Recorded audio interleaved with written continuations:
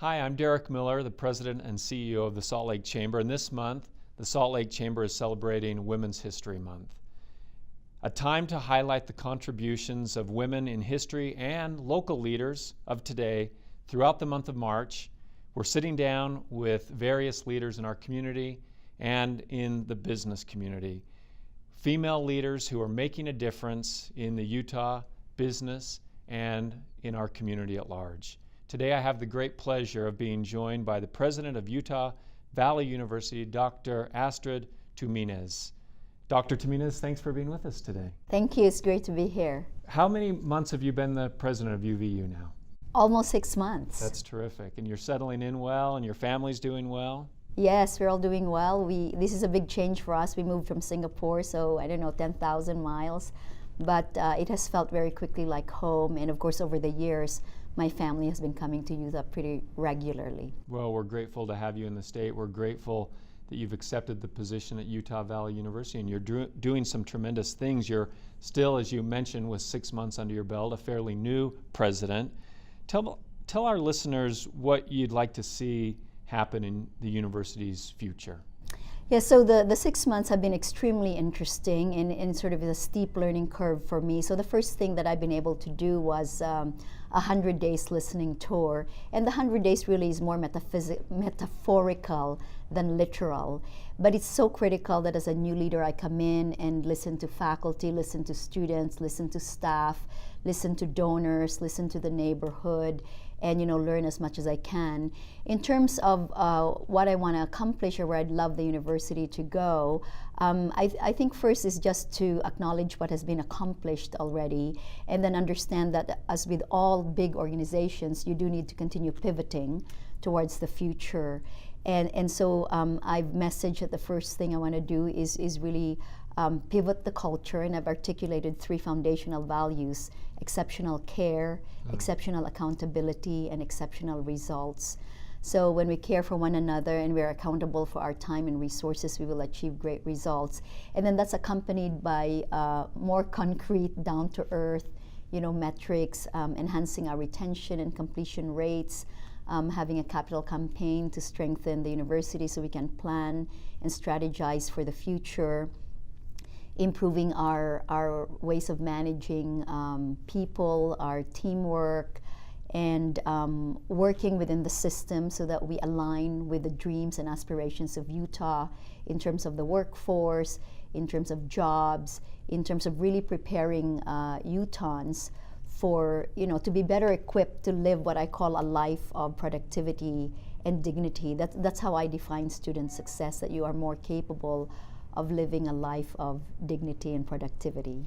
I think there are a lot of things about UVU that may surprise our viewers. They may be surprised to know that it's the fastest growing university in the state. I think you also have the largest student body, don't you? Yes, yes. And I think they also may be surprised to learn that you're the first female president at UVU. Tell us what that means to you. So being the first female president, I think it's wonderful. It's a great honor. And running a university that, as you said, is the fastest growing. 47.3% of the full-time student growth in the entire Utah system of higher education is just one university, and that's us. Wow.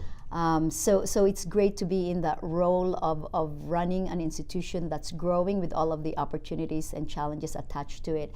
Of course, as a female president, I don't fixate so much on it because I think I've built a 30-year career. My first big job was in the Soviet Union, and I was, tiny little Filipina who spoke Russian, and I have gotten used over my lifetime to often being the only woman or one of 2 or 3 women in the room. And that hasn't really been something that I've fixated on. But what I like about being here and being the first female president is that I hope it shows Utah and the world that women are prepared for these types of roles. Women are prepared to lead, because underpinning my selection as university president at Utah Valley University is decades of really, really, really, really hard work. Yeah. Decades of blood, sweat, and tears, decades of juggling in ways that sometimes I felt was too much and that I should just give up and not do it anymore. I have 3 children, and we've lived in big cities: New York, Hong Kong, Singapore, Boston. And now the big city of Orem. Yes, I love being in the big city of Orem. It's not the Orem I knew when I was a student at Brigham Young University in 1983 to 86. Well, it's not the Orem I knew when I was growing up there in the 70s. No, so I love the change, and UVU in particular, because inclusion and diversity are pillars of the identity of UVU. And so I love that it's there. And it's really being open to change, the fluidity of cities, the fluidity of demographics, the fluidity of work. And I love that all of these things come together at UVU. It's such an exciting time to be there. You indicated your 30-year career. We could dedicate an entire show just talking about the wonderful things that you've done. It really is not just a storied career, but one with many achievements. What are some of the achievements that mean the most to you? So in terms of achievements, I think one is just, the ability to persevere. I do think of that as an achievement, but there have been high points in my career. I mentioned that my very first big job was in Moscow when the Soviet Union still existed. And I had a colleague who was having a romance crisis, and so he basically had to quit, and I took over running the whole thing in Moscow. And those were very difficult days, the last days of the Soviet Union, where you couldn't even count on having a supply of paper or gasoline. I had to bring my own 10 computers to Moscow. So was your family living there with you? No, I was married, no children, and my husband lived in New York, and I lived in Moscow. And I asked Harvard University to fly me back to New York every 6 weeks to help my husband. But I count that as really foundational to the rest of my career, because I watched an entire political economic system implode, a whole society go through that massive change, and Harvard gave me massive responsibilities. I was an advisor to the first chief judge of the first constitutional court. I had a chance also to get humbled in many ways, because my conceptions of how you bring about change in a society were naive, and we thought we could just bring Western models there. So that was very meaningful. I learned a lot, and I felt I had a chance to contribute. And maybe one other thing I would mention that was really been meaningful was my work in the southern Philippines. The conflict between the minority Muslim population and the Philippine government has been going on a long time, literally for hundreds of years. And I had the chance to return, having been raised as a Christian Filipino, never understanding or knowing the history and legitimate grievances of that Muslim minority. And it was a steep learning curve for me, because I went there as a New Yorker, and just learning about what happened in history and why this conflict has been going on a long time. So I had the opportunity to, I think, advance dialogue among 13 Muslim ethno-linguistic groups, and then them and the government. And I had the chance to highlight as well why history matters, and why identity matters, why land matters, and how you can't really correct injustices of the past, but how do you move forward? Because low intensity conflict, but it's not that low intensity when you think that 100,000 or more people have died since the 70s. So that was really meaningful for me, returning as a Filipino and having the chance to enhance dialogue, and also structurally think about how social justice might be done, even though it's limited, but finding better and more creative ways, just helping people to figure out their own problems. Not that I had solutions, but providing the space where they could talk about, because it's their lives. I was just there as an outsider flying in and out. That was really very meaningful. There are others. Technology has been great. 6 years at Microsoft. I learned in that job more than probably any other job that I'd had, and that's in part because we are living in the age of the fourth industrial revolution, and I had to jettison some of my old ways of thinking and working. Well, I wanted to ask you a little bit more about your experience. One of the reasons that we do this video series is so the women leaders in our state have the opportunity to share their story. It's from those stories the young women leaders and the rest of the population learn. It's through those stories. What is it about your story that you hope that people will know about and learn from? Well, if there is one thing that I hope people will pick up from my story, it should be grit and resilience. I had a very inauspicious start in life. I was the 6th of 7 children in a very poor family, and we lived in the slums of Iloilo City in the Philippines. My father earned the equivalent of about $50 a month with 7 children to feed, and my mother left when I was 5 years old. So what really happened to us was education. Catholic nuns kind of found us and allowed us to go to their school for free. And so when I talk about grit and resilience, I mean life is not a sprint, it's a marathon. And there are people who can be great talkers, or people who are born into privilege and don't worry so much about their needs. But my own start in life was such that I had to really figure out hard ways to get things done. But once education was opened, I was able to take advantage of that. And I think everyone needs, women in particular, because I think the juggling and the guilt and certain cultural factors that kind of obstruct you, or the fear factor, which can be really big, that as a woman I can't succeed as a mother and as a professional, and therefore I'm going to jettison some dreams and limit myself. I think that that's something we need to get rid of in our own minds. It begins right here. And there are so many more opportunities for women today. Women are better educated. Women have there's maybe fewer barriers, but it still really requires a lot of grit and persistence, and just believing in our own ability to have a voice, and making sure that that voice informs what happens in politics, in economics, in education, in social issues. Because if we don't have those voices, I think we would all be worse off. Yeah. So just persist, take time off, have a laugh. Things happen. It's not a linear, wonderful journey to leadership, but it has its wonderful rewards. Well, speaking of persistence, people who are successful in life recognize that path to success is often strewn with failures along the way. Yes. Is there a failure you would be willing to share that you learned from on your path to success? Yes. Actually, when I was applying for the job at UVU, I remember, I think it was with the Board of Trustees, where they asked me the failure question. And I often ask that of people I interview, but I didn't prepare myself for that question.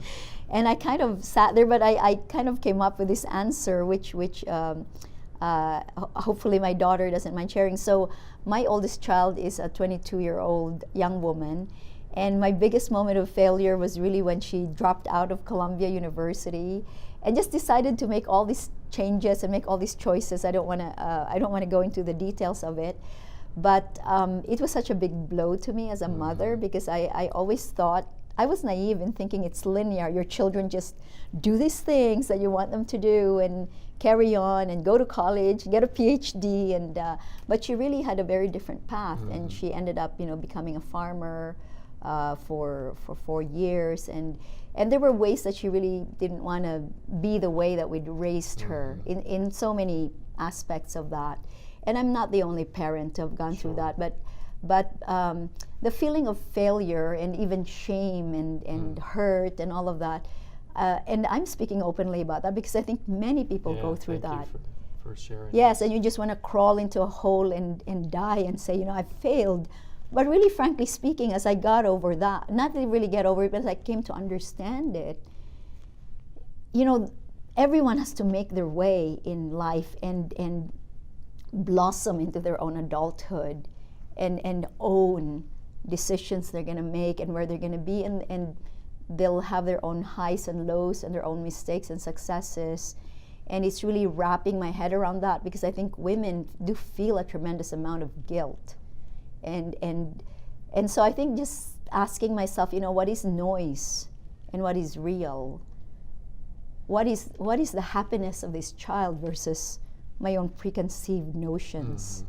I think it's really important to kind of mature around these issues, because I think in leadership it's often the personal that will undo you. Yeah.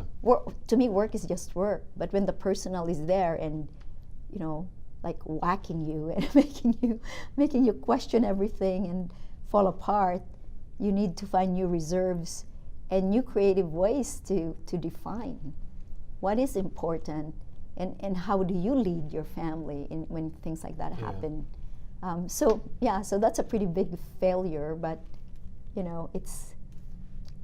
don't know if that's even a failure. Well, I appreciate you sharing that, because what I hear you saying is that sometimes the things that we think are the failures are self-imposed. We've created them Yeah. and defined them and said that they're a failure when they don't have to be. Yeah, and she's a really great farmer. She's a certified yoga teacher. And I have friends in tech who were telling me, just watch out. She's entrepreneurial, and maybe that's something that guides her down in her own journey. And she really is a learner. She's a lifelong learner. I'm willing to guess that you've been the beneficiary of lots of good advice along the way. What advice would you share with those who are maybe not as far along in the path as you are? So especially if I were to direct my advice to young women, I would say, number one, don't apologize for your ambitions and your capabilities. Don't apologize. When I was younger, I felt like I had to apologize for my ambitions and capabilities. I think celebrate those ambitions and capabilities. Second, fear is just noise. So don't listen to fear. Always affirm what is more positive and what is more creative. And then third, just go easy on yourself when times are not so good, because I think inevitably both career and life will fail us, or we will fail, or we will have those moments of not great moments. And just go easy on yourself, because life goes on, and a lot of people who then implode or give up is because they've listened more to that fear and the noise, and then don't clarify why they are in that game in the first place. Yeah. If we understand our motives, then I think we carry on. So my sisters used to say, when the going gets tough, the tough go shopping. I'm not a shopper so much like my sisters, but I find the things that do make me feel lighter about everything, and just put it in perspective, and do your very best, and then let go of the outcomes. It's so important to do your very best at every moment, whatever you're doing, and then let go of the outcomes. Because if we cling to these outcomes and our identities are so linked to them, it's very hard when they don't go our way. I've got one last question for you. As you know, we're recording this series as part of Women's History Month, and I'd love for our viewers to be able to hear from you why you think Women's History Month is important, why it's worth celebrating. So Women's History Month, I actually looked a little bit at the history. I know that President Carter had something big to do with Women's History Week in 1980, and that Senator Hatch in 1981 helped some more, and then I think in 86 or 87 it became kind of a national thing as more states declared Women's History Month. So it's really important, because it is critical that we know where we came from, where women came from, and by that I mean, what have women contributed over time? What have they had to overcome? And what did they do, persisting in their own capabilities and dreams and knowledge? What were they able to contribute? Sometimes we forget that women have had a harder time culturally and structurally. Women before couldn't go to medical school, couldn't own property, couldn't vote.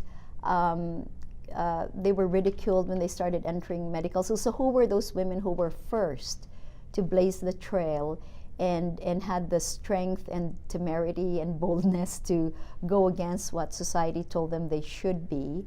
It's so important to know that and celebrate that and teach that, because if we don't know where we came from, we can't do the best that we can today and then guide ourselves into the future that we're trying to create. Stories are very powerful.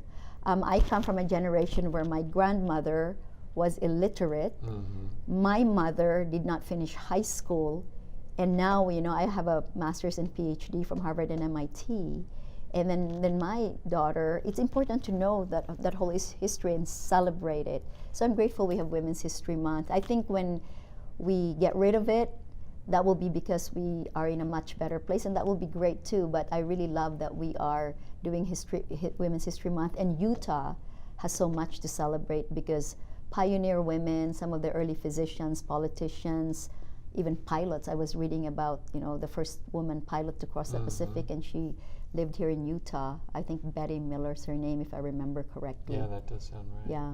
Well, thank you for being able to share your story, and thank you for your willingness to contribute your story to Women's History Month. And thank you for the work you're doing at Utah Valley University and for the state. Thank you, Dr. Tuminez. Thank you.